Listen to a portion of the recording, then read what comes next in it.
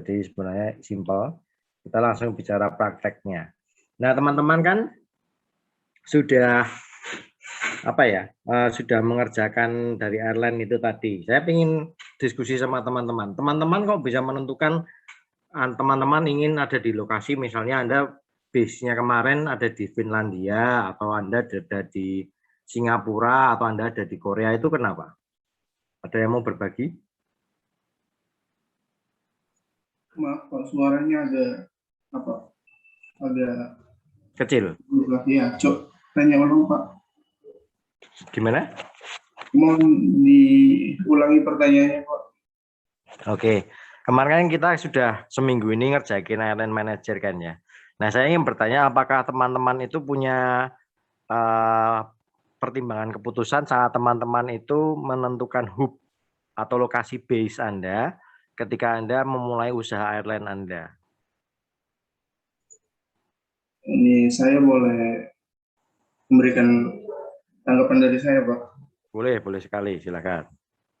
Kalau saya untuk pemilihan awal hubnya itu, saya memilih negara yang memiliki market paling besar Pak. Memiliki apa? Market paling besar. Memiliki market paling besar. Caranya kamu ngeceknya Market gimana? paling besar. Market yang paling besar, cara ngeceknya gimana? Ada ini cara ngeceknya lewat Google, ada situs untuk ngecek negara yang punya market paling besar. Untuk airline gitu ya, untuk bidang airline. Oke. Nah, karena marketnya paling besar, jadi pas pemilihan awal itu kan dapat juga pesawat yang bisa dibilang gratis lah. Ya, betul. Nah, kan setelah mulai kan ada 2 penerbangan. Pertama itu yang memakan beberapa detik. Setelah penerbangan itu saya menjual kembali pesawat itu karena market saya itu besar. Jadi saya mendapatkan uang yang lumayan banyak dari penjualan pesawat itu untuk membeli beberapa unit lagi pesawat. Uang itu. Oke, jadi kan kita udah dapat pesawat gratis gitu ya awalnya ya, terus Iya Pak. modal baru terus beli pesawat lebih murah gitu ya. Karena marketnya besar jadi penjualannya juga lumayan. Ya, pinter ya, itu salah satu cara untuk bisa kita punya modal. Tapi intinya berarti mempertimbangkan keputusan Anda dalam mencari market Anda dari website lain, terus melihat market yang paling besar untuk airline itu seperti apa gitu ya. Oke, terima kasih Mas Daniel. Ada yang lain? Ada yang milih negara mana yang unik gitu? Ada yang mau berbagi? Negara yang unik, yang out of the box? Ada yang memilih negara Uni Emirat Arab?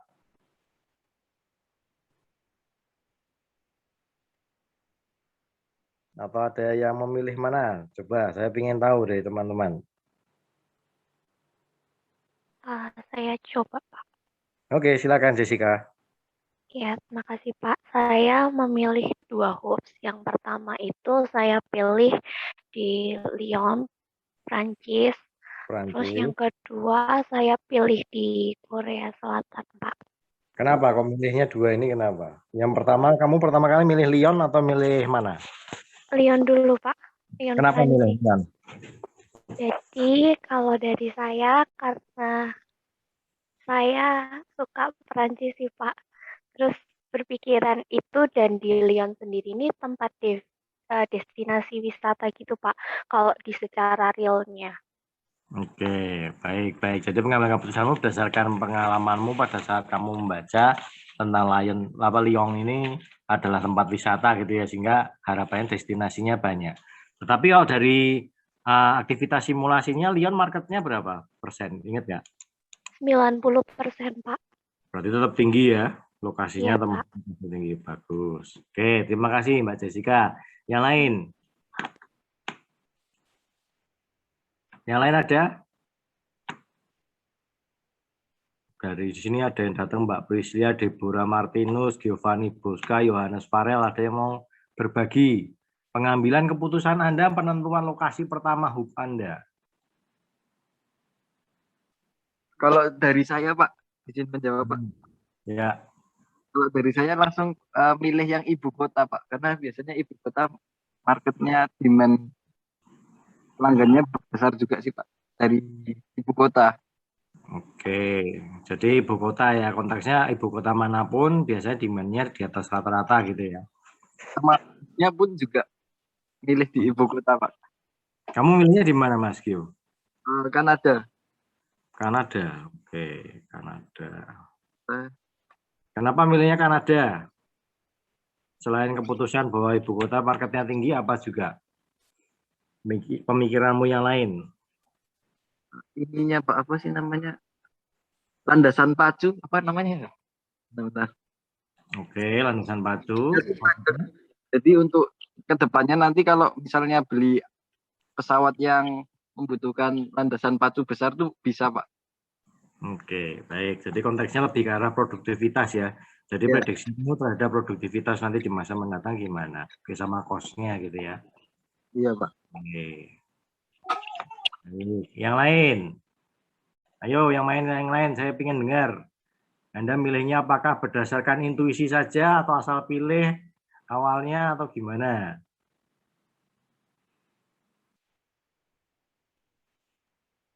Ini pengusaha airline-nya ada banyak loh di sini, ada 41 orang, masa ngomong cuma 3 pengusaha. Yo, siapa yo yang mau berbagi?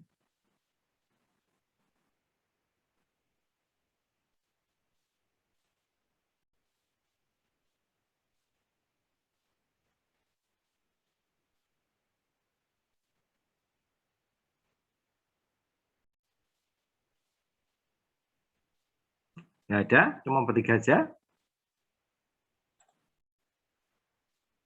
Mas Gatot yang kemarin ngobrol juga, terus Mbak Siwi, Mas John,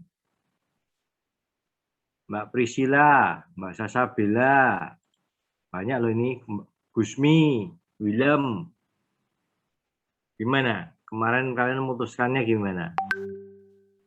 Saya mau coba, Pak. Ya, Mbak Zara. Kalau saya memilih base-nya di Kanada, jadi caranya sama kayak yang Daniel Ardimas tadi bilang melalui web di Google gitu, Pak. Oke, pertanyaan berikutnya. Berapa waktu lama yang Anda butuhkan untuk kemudian Anda memutuskan membuka rute kemana gitu. Jadi maksud saya begini, ketika kalian membuat rute itu kan kalian kira-kira itu kan berdasarkan kondisi pesawat yang kalian buat. Nah, kalian memutuskan ke suatu tempat itu karena pertimbangan apa? Gimana Mbak Sasa? Kalau Mbak Sasa sendiri buat rutenya gimana mikirnya?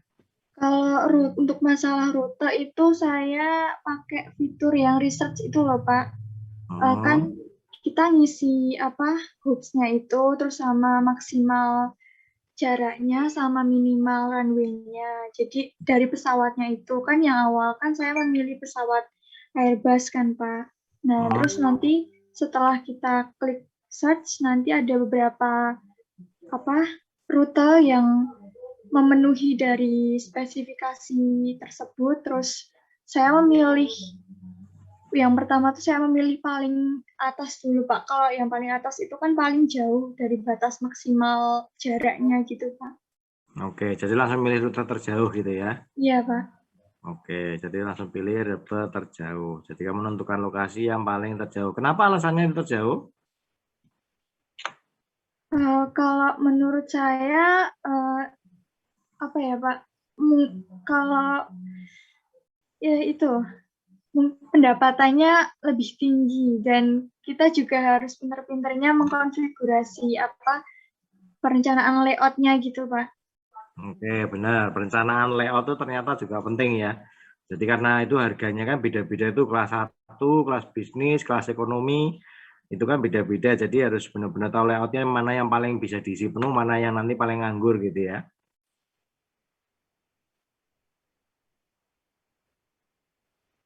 Gitu berarti. Oke, baik. Yang lain coba, saya ingin tahu siapa yang mengalami kegagalan di 3 hari pertama, malah minus. 3 hari pertama lah. Siapa yang kegagalan? Ya, silakan. Saya awalnya itu bikin akun nggak pakai panduan gitu, Pak. Jadi awal berdasarkan penasaran aja sama nyoba-nyoba gitu, Pak. Kemudian untuk pesawatnya itu saya belinya yang ngikutin tutorial gitu, tutorial dari simulasinya ini Pak. Jadi kayak gratisan. Iya, bukan Pak, yang jadi kalau misalnya bikin akun kan dapat gratisan. Oh ya, terus tutorial Itu, skip ya, oke. Ya, ada tutorial itu disuruh beli pesawat Cessna apa ya kalau nggak salah pas itu. Mulai beli di situ, mulai ini Pak, mulai bingung gitu. Jadi untuk rutenya gitu, jadi amburadul gitu loh Pak. Belum beli market sama full CO2-nya. Jadi di hari-hari 3 hari pertama itu ini Pak, sumarinya defisit nggak surplus, minus gitu. Jadi habis itu bikin akun ulang Pak. Oke. Terus kamu recovery-nya lagi kapan? Recovery bisa membaik itu mulai kapan? Itu habis bikin akun mulai ngikutin panduan pelan-pelan gitu Pak. Jadi saya akhirnya main rute pendek. Jadi walaupun misalnya pendapatannya nggak seberapa, tapi kan jangka waktunya pendek gitu loh Pak, kayak sejam-sejam gitu. Jadi hitungannya kalau mau dibanding sama yang rute panjang sama aja sih Pak. Jadi lama-lama pesawatnya makin banyak gitu. Oke, rute pendek ya. Jadi main safe dulu ya, rute pendek biar cepat gitu ya. Oke, baik teman-teman, ini dari beberapa teman-teman yang berbagi di sini, sebenarnya itu sudah bagian dari key sukses faktor atau kita menyebutnya KSF dalam pertemuan-pertemuan sebelumnya, key sukses faktor dari penentuan lokasi. Dan itu teman-teman yang tadi bicara soal masalah isu-isu tentang konteks lokasi dari market yang ada di satu tempat, konteks produktivitas dari konsumen yang nanti akan datang, kemudian cost yang muncul karena harus bicara soal bagaimana pengelolaan afturnya dan juga CO2-nya, emission-nya, dan juga bicara bagaimana teman-teman yang sudah melakukan tersebut, mereka itu bicara soal ketersediaan. Ketersediaan di sini artinya ketersediaan runway. Nah, itu bagian dari konteks supply-nya. Ketika kita membeli suatu pesawat, tapi pesawat kita tuh punya syarat minimum landas pacu misalnya 5.000 feet, dalam arti 5.000 feet di sini tuh 1,5 kilometer, sementara kita ternyata salah pilih suatu country atau suatu lokasi di mana runway-nya di bawah dari 5.000 feet, ya itu namanya kita melakukan kesalahan dalam pengambilan keputusan untuk penentuan lokasi.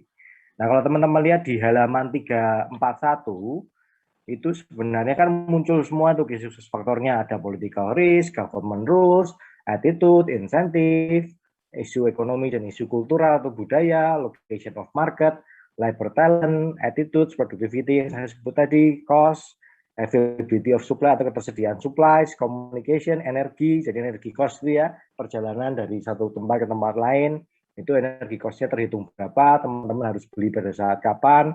Kemarin ada yang bilang di grup juga harus mantengi setiap saat supaya melihat tahu harganya fuel-nya itu kapan. Saya sendiri juga mengalami telat untuk beli dan baru tahu kalau ada harga fuel yang murah kemarin dari teman-teman. Kemudian ada exchange rate sama currency rates juga, atau resiko mata uang sama exchange rates. Nah, yang menarik di sini adalah konteks bagaimana kita bisa melihat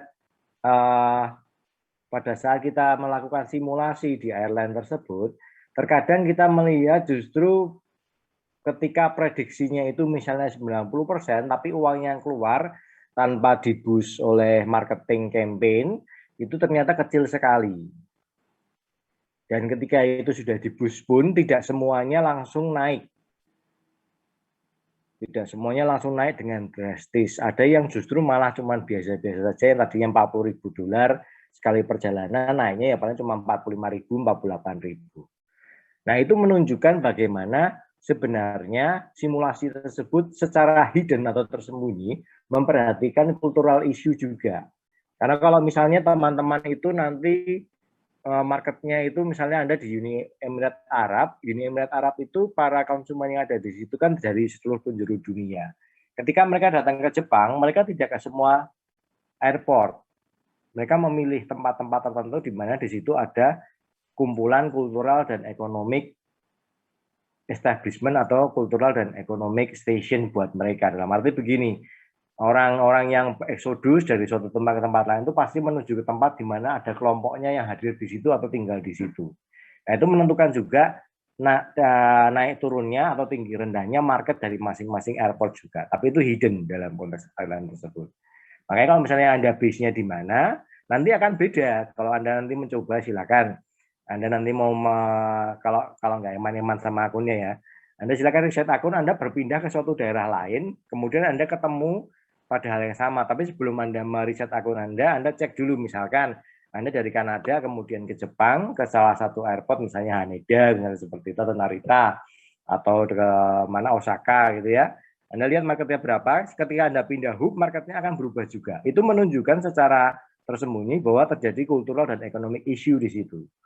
Ketika konsumennya itu memiliki kesejajaran atau keterikatan dengan tempat lokasi di mana mereka itu akan mendarat, itu biasanya lebih tinggi tingkat marketnya. Tapi kalau tidak ada keterikatan dan hanya kepentingan jangka pendek, biasanya marketnya pasti akan lebih rendah. Seperti itu teman-teman. Nah, kalau kita lihat sendiri di dalam Liga 41 juga, dalam penentuan lokasi itu levelnya itu berjenjang.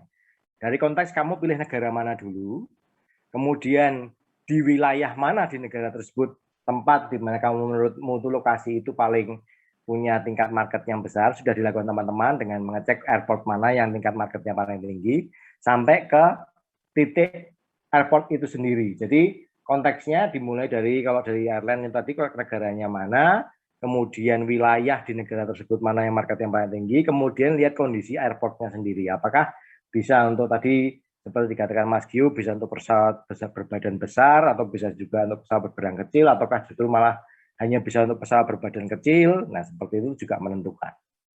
Jadi konteksnya berjenjang. Kita bisa lihat sekali di figur 81 di halaman 341, konteksnya dari negara, region atau wilayah, baru site atau tempat atau lokasi di mana kita akan mengestablish rute kita kalau dalam airline, atau base kita atau pabrik kita kalau dalam konteks perusahaan manufaktur.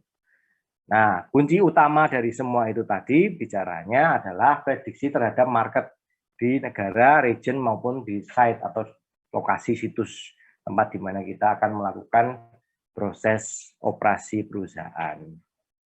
Seperti itu teman-teman. Jadi ini menarik karena ketika teman-teman sebenarnya melakukan simulasi ini, Anda tuh sudah melakukan banyak hal. Ketika Anda itu nanti strategi globalnya, Anda mau punya berapa hub, itu akan menunjukkan Anda itu sebenarnya strateginya mau apa. Mau transnasional, mau multi domestik itu artinya Anda nanti istilahnya establish banyak hub, atau Anda establish banyak rute yang sifatnya itu sebenarnya berasal dari satu hub, atau Anda mau jadi model seperti apa. Dari masalah forecasting, Anda akan menentukan dari forecasting market yang ada di suatu airport itu tadi, teman-teman itu apakah akan bisa memprediksi sama atau tidak sesuai dengan kenyataan. Ketika Anda klik di part muncul jumlah penumpangnya dari ekonomi, bisnis, first class, apakah sesuai dengan cerminan misalnya kalau marketnya di airport itu 80%. Sementara Anda sudah men-set layoutnya sekian, dapatnya sekian. Coba sebenarnya teman-teman bisa mencek sampai seperti itu. Kalau kita ingin mengecek tentang forecasting yang muncul dari research yang ada di area tersebut, harusnya teman-teman seperti yang saya sarankan, teman-teman melihat 7 hari jumlah penumpang teman-teman.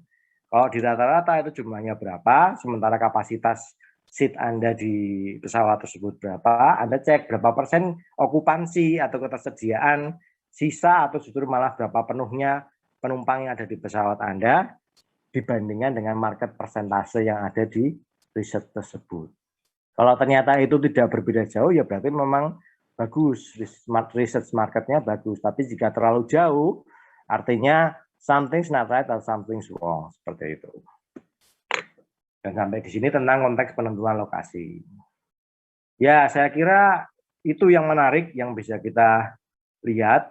Dan ketika kita ingin mengevaluasi suatu lokasi, sebenarnya kita bisa melihat banyak hal yang bisa kita pertimbangkan dari halaman 341. Dan kenapa itu harus dipertimbangkan? Karena konteksnya kita ingin ekspansi. Seperti teman-teman, akhirnya teman-teman, kenapa akhirnya ada teman-teman yang mengambil keputusan untuk istilahnya menambah hub. Itu karena teman-teman punya pemikiran untuk ekspansi. Nah, pertanyaan saya sekarang kepada teman-teman yang hadir di sini, siapa yang sampai akhir Anda tidak melakukan ekspansi dengan menambah hub? Nggak masalah, karena syaratnya kan saya cuma minimal 1 hub ya. Tapi siapakah di antara teman-teman di sini yang sampai akhir, deadline waktu tadi malam, Anda tidak melakukan ekspansi hub? Dan kenapa? Tolong dijelaskan apa yang sedang Anda alami di sini. Silakan, di antara teman-teman yang hadir ada yang sama sekali tidak melakukan ekspansi? Saya, Pak. Oke, Mas Daniel, silakan cerita, Mas. Saya tetap di 1 hub karena kiranya tidak terlalu sepenting itu sih kalau untuk nambah hub. Makanya tidak ditambah. Lebih ke arah kekuatan finansialnya Mas Daniel atau lebih karena merasa bahwa establishment saya itu masih kurang, waktunya masih harus lebih lagi? Menurut bayangan Mas Daniel apa pada saat itu? Saya lebih ke kayak mau fokus di 1 hub saja sih, Pak. Fokus di 1 hub ya. Jadi Anda prinsipnya adalah bicara soal sustainable ya. Dan saya kira kalau untuk 2 hub tidak ada pengaruh besar juga, makanya tidak diambil lagi tambah hubnya. Oke, dimengerti. Oke, terima kasih. Ada yang lain? Ada yang tetap 1 hub selain Mas Daniel? Atau rata-rata Mas sudah banyak hub? Siapa lagi yang masih 1 hub sampai akhir? Saya Pak, cuma 1 hub doang. Oke, silakan Mas. Kalau saya tadinya 2 hub awal, tapi karena nggak mengerti menggunakan 2 hubs, jadi yang salah satunya itu saya abandon dan hilang. Udah gitu Pak, jadi tiba-tiba hilang aja. Nggak ngerti kenapa, gara-gara kepencet tombol abandon airport, jadinya hilang dan ya sudah Pak, rugi Pak. Ya oke, nggak masalah. Oh ya, ngomong soal rugi, kemarin ada yang curhat di grup, minus sampai minus, kondisi terakhir gimana ya? Kemarin siapa ya? Oke, saya juga mengalami kerugian juga, Pak. Ya, cerita Mas Raymond, silakan. Kalau saya kemarin itu kan, ini keuangan saya yang ada di akunnya itu kan mencapai 12 juta lebih. Mungkin karena saya kurang mengawasi selama ini simulasi itu, secara drastis keuangan saya itu turun sampai 5 juta, Pak. Dan itu saya coba cek-cek lagi ke setiap menu-menu yang ada di airline-nya itu, ternyata ini bahan bakarnya saya, fuelnya saya sama CO2-nya itu minus, Pak. Jadi pada waktu saya melakukan pembayaran itu dipotong lagi, Pak. Begitu, Pak. Jadi kamu tidak memperhatikan tentang pengelolaan penggunaanmu itu ya, fuel sama CO2-mu, terus kemudian atau minus harus bayar tagihan gitu istilahnya. Ternyata saya baru ngeh di situ, Pak. Ternyata. Ya. Baik. Tidak bahan bakarnya itu, maka secara otomatis kan kita menggunakan bahan bakar itu secara tidak langsung kan, Pak. Jadi terjadi pemotongan keuangan lagi di situ. Ya, oke. Ya, jadi memang benar bahwa kerjaan yang ada di sini itu multitasking. Ya, itulah nanti gambaran Anda kalau jadi manajer operasi. Yang Anda pikirkan itu tadi, apalagi nanti kalau Anda itu karirnya seorang accounting ya. Orang accounting yang karirnya jadi direktur operasi itu banyak banget. Jadi kayak contohnya itu yang sekarang jadi yang jadi menhub itu basisnya dia dulu adalah accounting D3-nya. Kemudian dia jadi bidang teknik gitu, kemudian akhirnya dia mengurusi macam-macam jadi direktur keuangan dan direktur operasinya di perusahaan Garuda apa gitu. Nah, kalau nggak salah. Nah, seperti itu tuh artinya karena konteksnya kita tuh orang multitasking harusnya. Dari kita mikirin nanti biaya kosnya beli pesawat itu berapa, kita harus menentukan rutenya itu seperti apa, kita juga harus berkontribusi dalam hal pengelolaan fuel dan lain. CO2 itu juga harus dicek dan dikelola, diawasi, dikendalikan. Jadi memang pekerjaan ini adalah bagian dari bagaimana teman-teman itu tadi berusaha untuk bisa menyelesaikan pekerjaan ini sifatnya lebih dari 1 tipe pekerjaan. Itu kerjaan operasional itu seperti itu dalam kenyataan. Nah, ini saya ingin dengar nih dari teman-teman cewek. Kalau teman-teman cowok itu kan nalurinya senang sama game ya. Kalau teman-teman cewek, siapa yang mengalami istilahnya tingkat stres yang meningkat dengan main game ini? Jadi bukannya malah jadi fun, tapi justru malah tingkat overthinkingnya meningkat. Saya ingin dengar cerita dari salah satu teman-teman yang di sini. Saya, Pak. Mbak Jessica, silakan. Jadi Pak, selama main game ini, sebenarnya saya suka main game. Tapi waktu main game airline ini tuh, dari awal saya agak bingung sih Pak, awalnya. Terus dari awal juga saya tuh udah, kan mainnya tuh coba-coba gitu Pak. Nah saya tuh udah nambah hoops gitu di awal. Jadi kayak pendapatannya jadi rugi, minus gitu terus Pak di awal-awal tuh. Nah akhirnya setiap malam saya juga tidurnya jadi malam-malam gitu sih Pak, buat memenuhi targetnya. Kayak gitu Pak, overthinking sendiri Pak, takut nggak mencapai Pak. Oke, ya. Jadi itu memang rasanya kayak orang kalau udah kerja itu gitu ya. Jadi istilahnya sampai nggak bisa tidur, kalau nggak habis sampai kerjaan nanti gimana, kalau nggak sampai target seperti apa. Jadi tahu tuh rasanya. Jadi memang itu pasti akan secara tidak sengaja akan menyebabkan teman-teman ada unsur adiktif juga, sekaligus unsur anxiety di sini ketika kita punya target sesuatu. Berbeda dengan pada saat kita main game, nggak ada target, nggak ada macam-macam, hasil akhirnya pun juga Anda santai-santai aja. Tapi kalau dengan target segala sesuatu itu jadi seperti kayak terarah dan terkondisikan. Oke, baik. Yang lain, teman yang lain silakan, ada yang mau berbagi. Saya, Pak.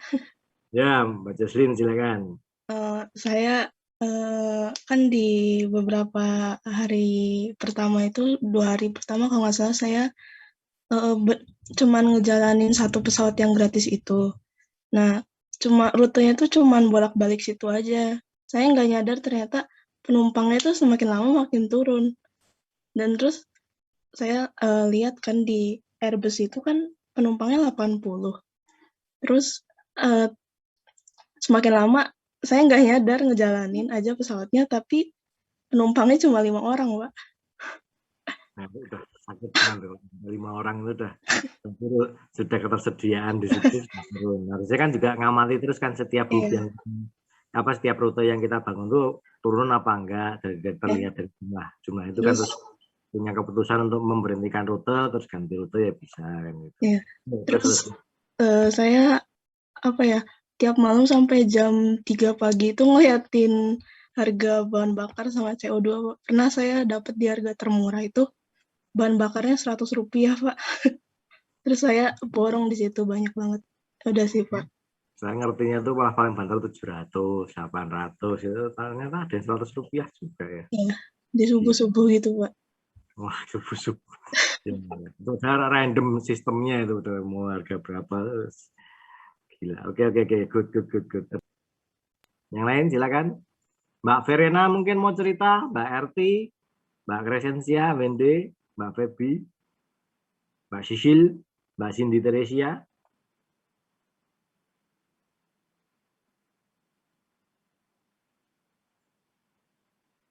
Pak, Ya. tadi yang masalah harga bahan bakar yang paling murah yang 100 perak itu ada teman saya yang dapat 30 perak sama 10 perak, Pak. Cuma $10 gitu ya. Iya, 10 perak bener-bener 10 gitu, Pak. Gila, itu bejo banget itu.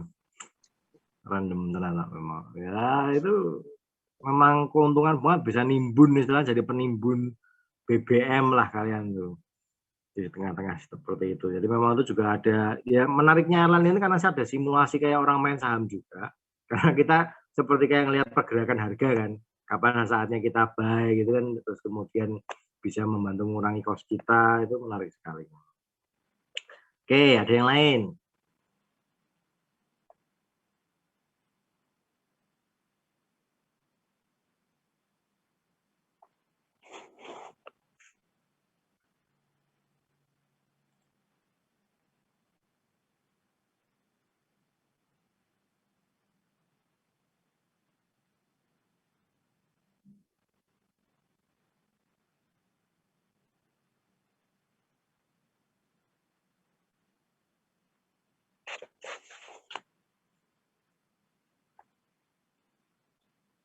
Oke, baik. Oke, sekarang saya akan menuliskan atau bukan menuliskan, saya akan membicarakan tentang materi UTS kita besok. Silakan Anda catat.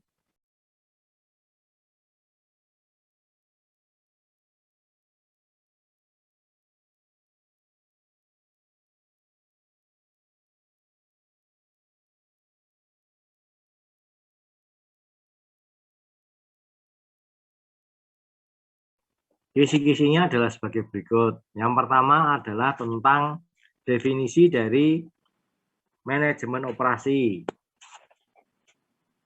Ini semua dari bukunya itu ya, semua masih dari bukunya Heiser. Jadi definisi manajemen operasi.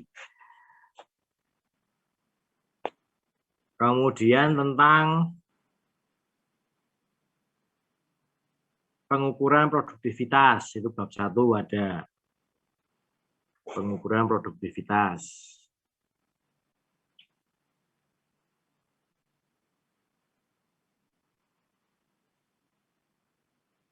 Kemudian berikutnya masalah etis.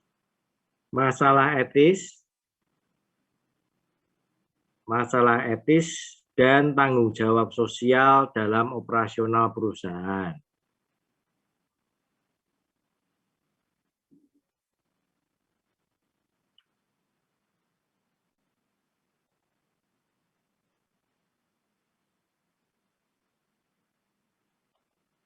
Terus tahapan berikutnya bab 2 tentang keunggulan kompetitif. Keunggulan kompetitif.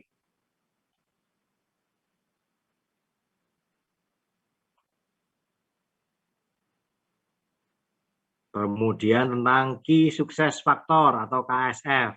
Key success factor atau KSF. Itu bab 2 itu.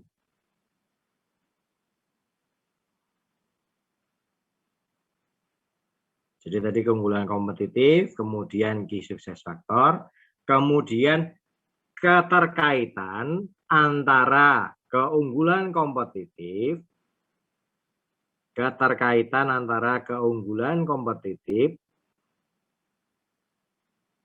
key success factors, dan kompetensi inti atau core kompetensi. Saya ulangi, keterkaitan antara keunggulan kompetitif, key success factor, dan core kompetensi. Bab 2 terakhir tentang pilihan-pilihan strategi global. Yang kemarin ada international strategi, transnational strategi, multi domestic strategi itu. Jadi strategi operasi global itu pilihan-pilihannya. Itu biasanya besok bentuknya adalah study case. Saya akan memberikan contoh suatu perusahaan, Anda akan menentukan ini sebenarnya dia taktikalnya dia ini multi domestik, transnasional, internasional, global atau global strategi atau beberapa campuran diantaranya. Bisa salah dua atau keempat-empatnya diterapkan langsung oleh perusahaan tersebut. Tapi study case. Study case ini nanti perusahaannya real. Jadi perusahaan yang benar-benar ada di dunia ini. Seperti itu. Terus bab 3 tentang bab materi kalau di buku itu chapter 4 ya, tapi materi 3 tentang forecasting. Kalau forecasting di sini saya hanya akan hitungannya sederhana tentang naive approach-nya kuantitatif, yaitu tentang moving average sama weighted moving average. Tentang moving average sama weighted moving average. Untuk MAPE dan yang lain sebagainya teman-teman bisa baca aja, itu nggak masalah karena itu hanya untuk menentukan error supaya semakin meminimalisir forecasting. Yang kita mainkan hanya moving average dan weighted moving average, itu halaman 114 dan 115. 114 dan 115. Jadi itu tadi untuk forecastingnya, hanya hitungannya dari situ. Teman-teman silakan pelajari. Itu nanti konteksnya seperti apa sih moving average. Moving average itu sangat gampang karena cuma ngerata-ngerata dibagi 3 atau dibagi 4 tergantung kebijaksanaan dari suatu unit usaha. Jadi tergantung soal besok mau dibagi 3 per 3 bulan, per 6 bulan atau apa, nanti silakan diperhatikan. Terus yang tentang berikutnya tentang materi seleksi dan desain produk. Ini tentang produk life cycle atau PLC. PLC atau Product Life Cycle. Teman-teman core-nya pelajari benar-benar, karena besok nanti modelnya juga studi kasus. Teman-teman saya minta memetakan fase-fase dimulai dari pengenalan produknya, pertumbuhan, kematangan, dan penurunan suatu produk. Produknya ini nanti adalah produk yang juga real, yang ada di pasaran saat ini. Entah nanti produk apa gitu, nanti silakan dilihat dalam soal. Kemudian tentang strategi lokasi. Strategi lokasi kuncinya hanya dan hanya di halaman 341. Ini nanti berkembang luas, jadi nanti teman-teman silakan Anda punya bayangan, nanti sebenarnya kita tuh mau membahas apa, yang jelas hierarki dan jenjang dari level negara, regional, sampai lokasi situs atau lokasi base, home base-nya, itu ada key success factor-nya, itu yang menjadi faktor pengaruh tentang keputusan atau pengambilan keputusan penentuan lokasi. Halaman 341. Seperti itu, teman-teman. Baik. Sampai di sini ada yang mau ditanyakan?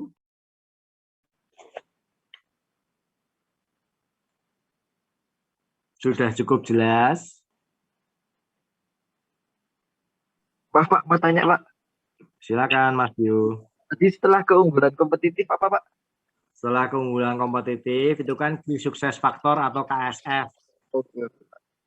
Nah, terus kemudian keterkaitan antara keunggulan kompetitif, key success factor sama core kompetensi atau kompetensi inti, keterkaitannya. Karena itu sebenarnya triangle of successful business kan itu. Oke, Pak.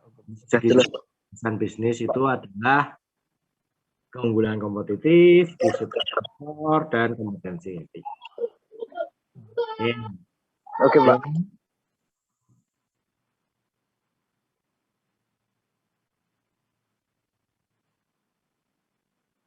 Baik, untuk ujiannya sifatnya itu open book, tulis tangan, kemudian nanti akan saya berikan link seperti biasanya kalau Anda link mengumpulkan tugas.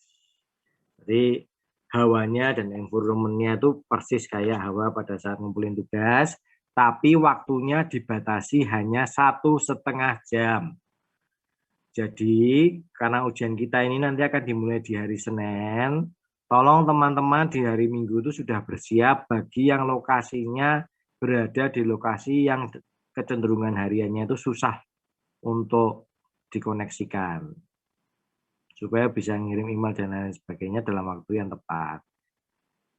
Mohon maaf, karena saya sudah bilang dari sekarang, jadi tidak ada toleransi apapun kecuali kejadian luar biasa. Kejadian luar biasa itu contohnya, Anda tidak bisa sama sekali mengakses di satu kota penuh, karena kondisi kota tersebut sedang banjir. Nah, itu masih beda. Tapi kalau Anda sebenarnya masih ada tempat-tempat yang bisa dilakukan, ya sudah, Anda nggak dapat toleransi kalau lebih dari 1,5 jam. Waktu ujiannya otomatis hanya 1,5 jam. Jadi 90 menit. Manfaatkan waktu baik-baik, tulis tangan, foto, kirim ke link pengumpulan. Seperti itu, teman-teman. Ada pertanyaan? Saya sudah bilang dari seminggu ya sebelumnya ya, Anda cari lokasi yang paling bagus untuk bisa mengerjakan supaya tidak ada kendala, alasan emailnya nggak masuk-masuk dan lain sebagainya, karena Anda sudah berada di posisi yang Anda tahu di daerah Anda itu posisi yang paling baik. Kecuali kejadian luar biasa menghantam diri Anda. Seperti itu.